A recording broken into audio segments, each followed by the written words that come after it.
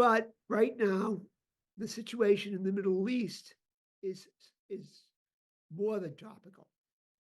So, first thing we'll talk about, I'll mention that Wells has lived the life of an adventurer. Uh, he did something I'm glad I never did, and that was parachute into the South Pole, which is a very adventurous thing. And uh, and if you survive it, you're sane. So he's a sane, healthy guy. And his mate, who he wrote the book with, was also an adventurous fellow. And they came up with this idea to more or less, I'm going to go out and go on the limb and say it, to more or less um, shadow T.E. Lawrence. And T.E. Lawrence was one of the most fantastic personalities of the early 20th century. Yes. If you have not seen the famous movie Lawrence of Arabia, you should at least listen to A Line in the Sand, because it really goes into uh, the what Lawrence went through. Maybe the most betrayed man in history. So I'm going to ask Wells to set it up, how they came to the idea, how it just grabbed them, and they had to do it. Well, that's exactly the way it went. It grabbed us and we had to do it, but we didn't know it. We didn't know, Richard. We had been separated from business for 4 years. I was running a foundation in DC. He was continuing his work in New York. He builds companies and he gets venture capital to build these companies, and he sees them to point of exit. And he's done very well. We've done a television show together. At any rate, we hadn't seen each other, so I'm coming back through from DC, leaving the job on my way to Colorado, where my family and I decided we wanted to live. We stopped in Connecticut and said hello to Miles, and I knew a little bit about what he was doing, but one of the first things he asked me was, "Have you ever read Seven Pillars of Wisdom? Do you know what that book is?" I said, "I certainly I do." do know it. Yeah, and I said that to, he was saying that to me. "Do you know who that is?" And I said, "Right." I said, "Yes, I do. It's T.E. Lawrence of Arabia." He said, "Yeah, what do you think?" I said, "I thought it was amazing." He said, "You know what we should do? We should bring Lawrence back to life and put him on stage, and you play T.E. Lawrence." And I looked at him and I just laughed. I said, "No." He said, "What?" I said, "Miles, T.E. Lawrence was 5 feet 5.5, integral to his character and to his drive for what he had done. I'm 6'3". I'm not Peter O'Toole." I mean, so that's not it. Well, anyway, we found a Broadway producer, and she heard our pitch to bring T.E. Lawrence back to life so that we could explain how we got into this Middle East mess. The year 2005. Miles and I couldn't figure out why or what was really going on in the Middle East. About a little over a year earlier, Bush landed on the aircraft carrier and it was mission accomplished. Now there's weapons of mass destruction. And I mean, my plumber in Golden, Colorado, where I ended up, when we were getting ready to go to the Middle East, he was saying, "Hey, I hear you're going over there." I said, "Where?" He said, "Saudi Arabia." I said, "I am." He said, "Oh man, go get them." I said, "Yeah, okay, I get it." The temperature in the country were the headlines, and the headlines were weapons of mass destruction, terrorists, anyone that looked like an Arab was a terrorist, period. And we knew from reading T.E. Lawrence how much he loved the area. And he knew the whole area from, Jeddah all the way up through to Damascus and beyond to Carchemish. And so he loved it. He learned about the people. He loved them. He didn't try to change them. And eventually he became one of the leaders. He became the leader of the Arab revolt with Emir Faisal and devising his guerrilla warfare and setting back the Turks and the Germans. So 2005, we have a Broadway producer and we come out of the office a couple of days later and say, you know what? We've got to go. We've got to go put our feet in the sand, get our butts in the saddle, and follow T.E. Lawrence. How does that sound? And it's like we just went, yeah. 8 months of training, Richard. Research on the war, on Lawrence, read a lot of his writings, understood where he started in Jeddah, Saudi Arabia, and his pathway up along the Hijaz, getting to Aqaba. Aqaba was a big win, just like in the movie. That is actual. That was amazing. Yeah, in the movie, yeah. That's an actual turning point in the war. He was brought on because he could speak Arabic, because he had worked for 3 summers in Carchemish on an archaeological dig. And what was his job? He was in charge of all the hundreds of diggers. And they're all different tribes and they're native people. They loved him. He loved them. He showed up in the beginning with his Oxford jacket on and his emblem on his chest and white shorts and knee socks. And I mean, very British. And it just took a little while, and that was all exchanged for the true Bedouin kit that he wore, Yeah. And so he Like, was tapped on the shoulder to find out within the Hussein family he really was the Sharif of Mecca. And so he controlled Mecca, which was the pilgrimage, the Hajj is to Mecca. And it always has been for many, many years. And so he was asked to meet the sons of Sharif Hussein, and he found the one that he felt had fire in his belly, and that was Faisal. And so he ended up working with Faisal all the way through the war to get to Damascus. Miles and I, lit with our own imaginations, wanted to go and see beyond the headlines in the current 2005 papers and to see if what this British man, a Westerner, if it was true, or if these people were absolute lunatics and crazy, as most of the world thought after 9/11. So we went. amazing. And the trek was epic. It was just under a month before going. It seems like when you say epic and you say under a month, gosh, this is like a lifetime in a few, just in a book, an audible book. Amazing. Well, it was, I'll tell you, every minute was felt. The training that we had, our risk assessment person, there was an evolution as to, well, what do we need to do in order to get into Saudi Arabia? That was a big hurdle. What do we need to do to get visas into Syria? That was a hurdle. Each one was a hurdle. Now, we had some guidance when we decided, well, we need to get insurance. That was because our wives were saying, what are you doing? Where are you going? You know, let's check the will out. Okay, let's make sure everything's in order. And we If you did.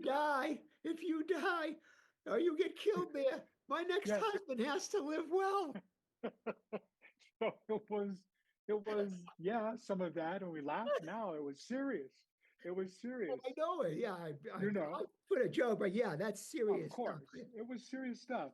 And when we called the insurance people, they said, What are you doing? Are you with Blackwater, Centurion, Triple Canopy? No, we're civilians. Are you well? This is what you need to make sure you register with the government. We're not going to register. We're going under the wire. well, you need some guidance. You must get some risk management. This is an area of conflict, and there are terrorists all over. We can't just give you a policy here. Well, they put us in touch with a man, Jamie Lothar Pinkerton. It's with Ackerman International Insurance, and it's a risk. Then in 2005 was a risk management, and Jamie, we talked with him, and he said, "Well, I will take it on." We told him we wanted to follow T.E. Lawrence's path in the Middle East. He understood who T.E. Lawrence was. He understood where we wanted to go, and he was going to train us for managing risks in Saudi, in Jordan, in Syria, and then in Israel. In other words, what's the situation and what kind of awarenesses do we need to have? What sort of dangers could come in? And he said, well, the big one is kidnap. And within the borders, kidnap. And he said in Saudi, and I'm not talking about the government, I'm talking about within the border of Saudi. You get kidnapped, you're gone. It's not Colombia, it's not drug wars where people want $1 million, $5 million. He said, you've got to be very alert there. Jordan is fine. Jordan's more westernized. You can make sure you go to Petra. Make sure you go here. Go to all these different Karash. Wonderful, wonderful archaeological, great historical places. 10 days before we left, 2 hotels in Amman, Jordan, had been bombed by terrorists. One of them was one we were going to be in. And it was like, this is serious. Now, are we still going? Yes. Are we still going to stay in the hotel? Absolutely. Jamie says, okay, always remember, first floor, back of hotel. Any terrorists, they're making a statement. Everything's going to be done in front of the building, in the lobby, but always stay first floor near the back door, if you can. Many, many Write nuggets. that down. Not that I'm thinking of going anytime soon. First floor, back. I'm writing that down. Well, there are many, many golden nuggets like that. We ended up going through 39 checkpoints on this journey. Yeah. And, you know, the first one was in Saudi Arabia, and it was off the coast of the Red Sea.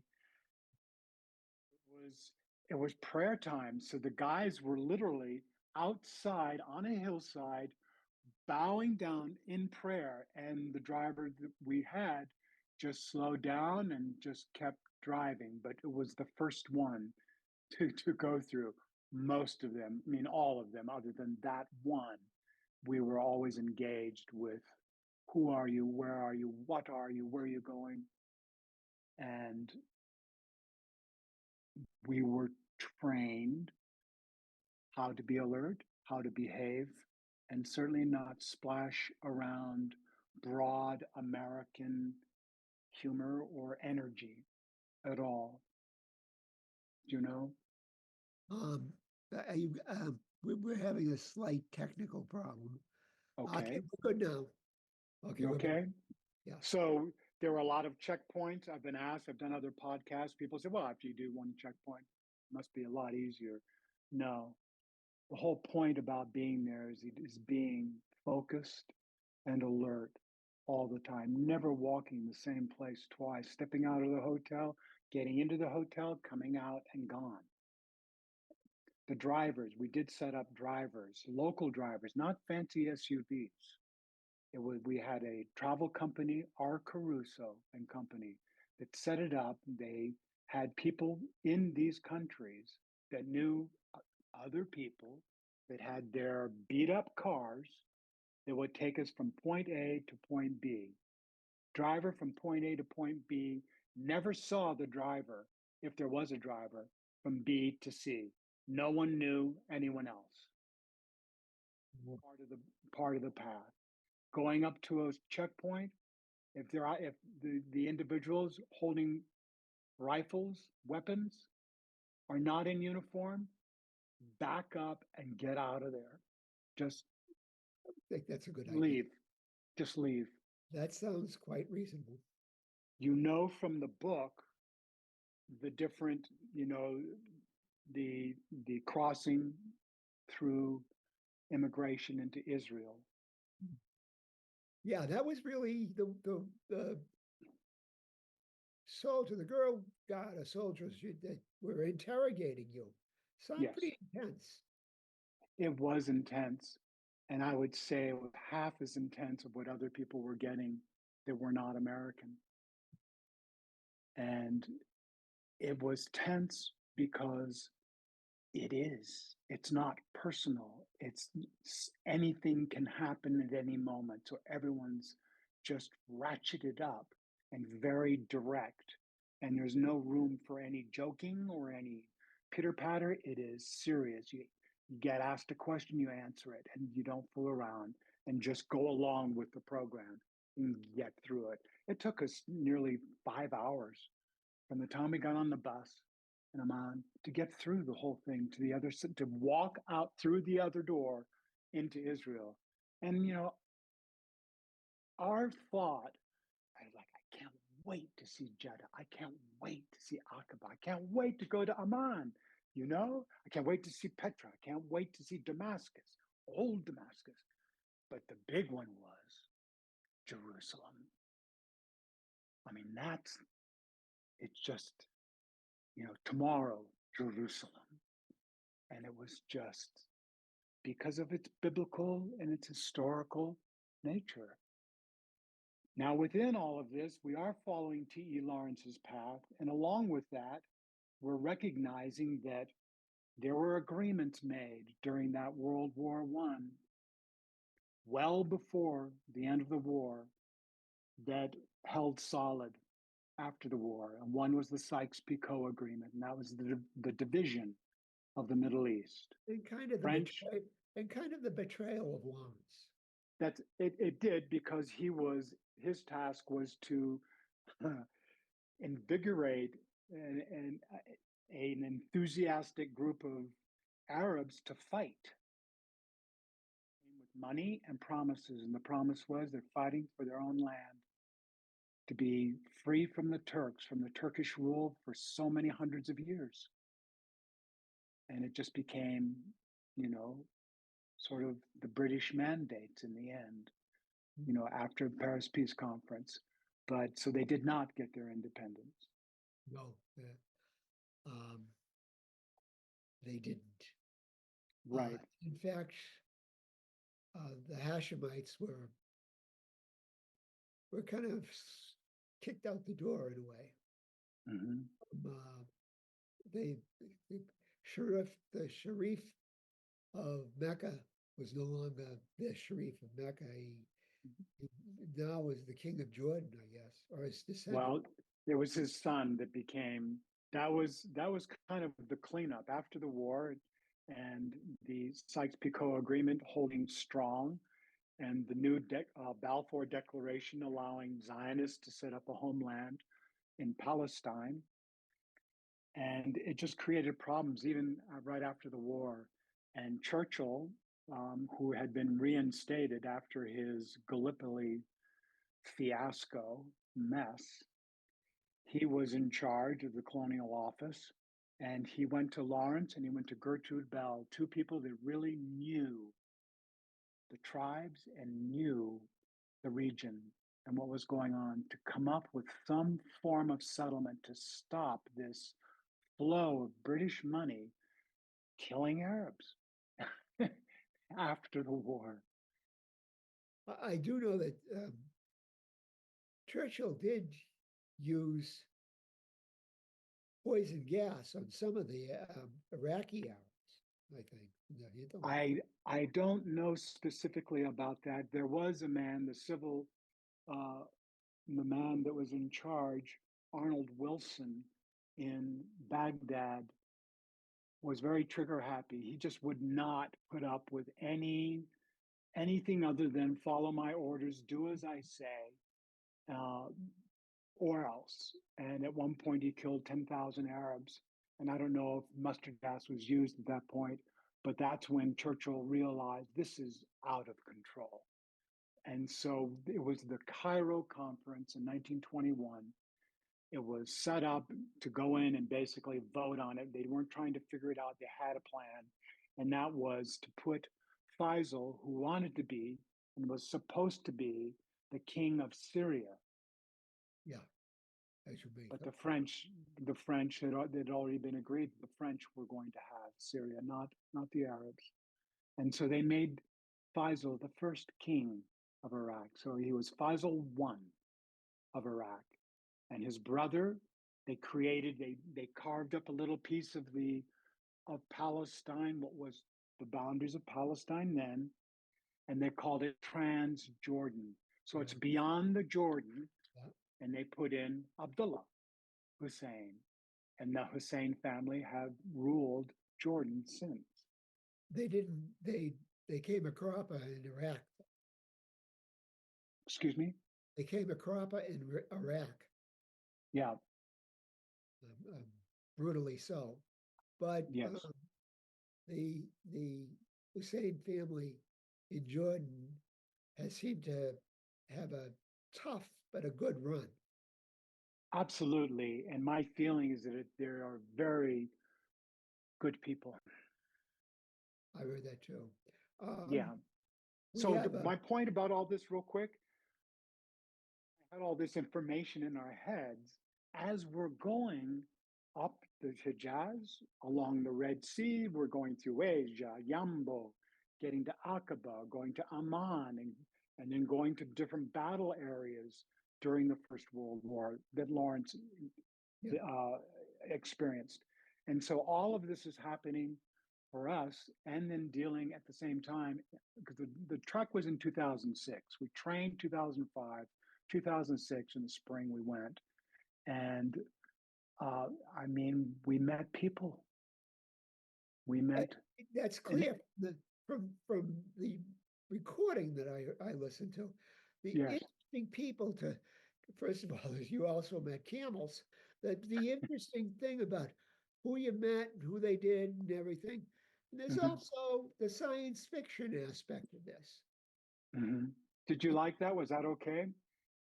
Well, it was very intriguing. I didn't expect it. I warmed up to it quite a bit, but it was kind Good. of you know It's a, you had it's to do a, you know you had to do something to bring Lawrence into it. You well, the couldn't. time travel device, that was something, and it's something that's done a lot. I mean, not a lot, but in movies we've seen it. And we thought that instead of a nonfiction book that would seem to us would be rather dry, because at the same time we've been working on a play. We've had writers along this play, so we had just fabulous amounts of information that we had from our research, providing information to